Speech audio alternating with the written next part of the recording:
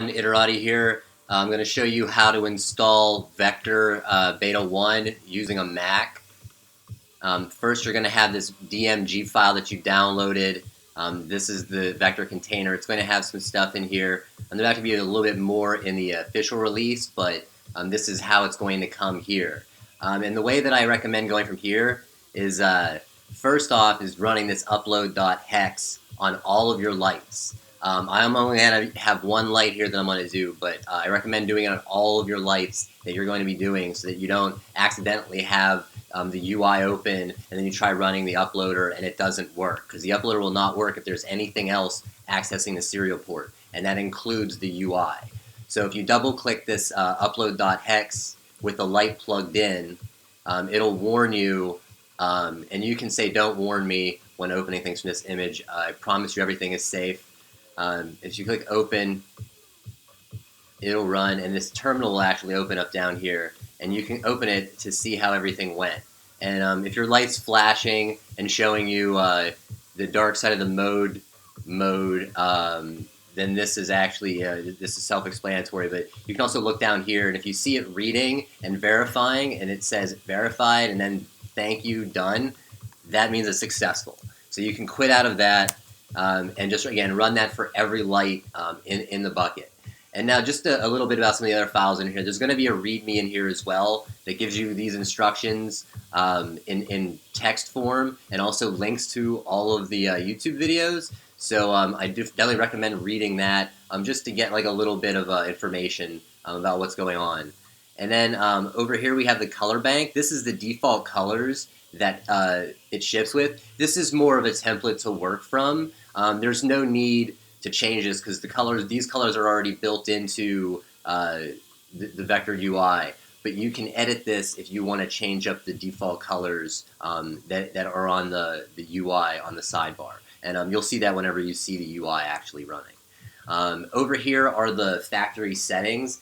You can do this by factory resetting on the light, but if you just want to do it using Vectr UI, here are the files for that.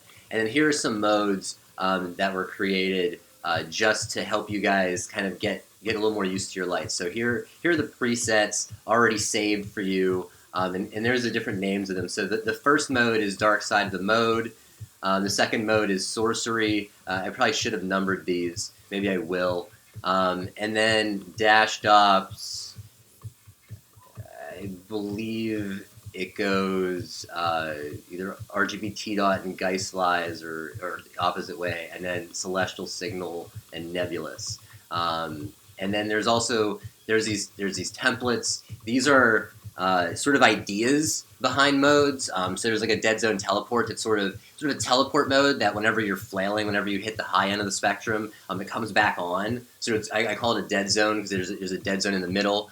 Then you have the Flux, Kinetic, and Meta, which I think they're kind of self-explanatory. I think everybody understands what goes on in the kinetics and what goes on the Element version 2 lights. These are demonstrations on how to mimic those ideas. And then we have down here Meta, Kinetic, Flux. It's a demonstration how you can combine all three of those ideas in one mode, which was sort of kind of like the idea behind Vectr. Like everything's supposed to be blendable. Why not make everything? And then here's a morphing tracer demonstration, a reverse teleport. This is sort of how sorcery mode works, but it's just the very basics of it to kind of show you how it works. And then a Vectr to tracer demonstration. So these are just kind of help you get your creative juices flowing. They all use like red, green, and blue. They're very, very basic.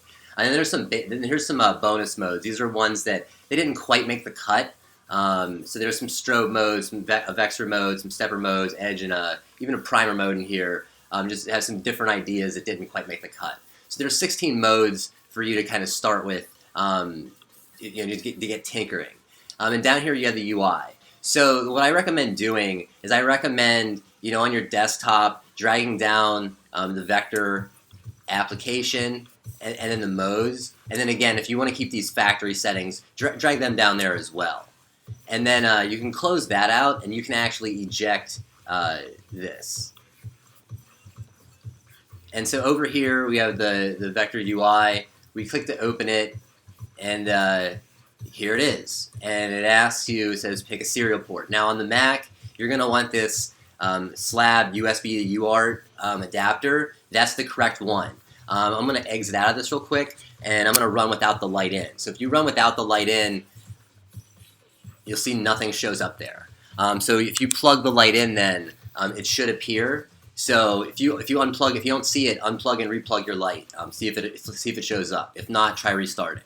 But then when you click on that, everything loads up, and here's the Vectr UI. And as I said, the colors they're over here on the side. So if you want to make your own colors, I ejected that particular file, but that colors.json. That'll if you mimic that and you put that in a directory, or if you load a color file using the load color button, both of those will change these colors over on the side. So I'll show you how to use that and more whenever I do the in-depth demonstrations on the Vectr UI, but I just wanted to help you guys get up and running. So here's the basics on how to get ready and how to get going. So until next time, Iterati out. Peace.